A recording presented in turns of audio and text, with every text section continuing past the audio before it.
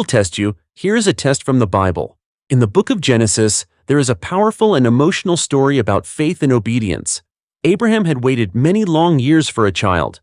God had promised him that he would become the father of a great nation, yet he and his wife Sarah were old and had no children.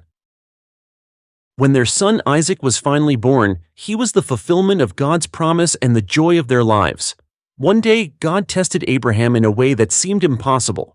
God called to him and said that he must take Isaac, his only son whom he loved, to the land of Moriah and offer him there as a burnt offering on a mountain God would show him.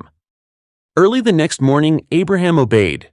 He saddled his donkey, took 2 servants, and Isaac, and gathered the wood for the offering. After 3 days of traveling, they reached the mountain. Abraham told the servants to stay behind while he and Isaac went up to worship. Isaac carried the wood, and Abraham carried the fire and the knife. As they walked, Isaac asked, "Father, we have the fire and the wood, but where is the lamb for the offering?"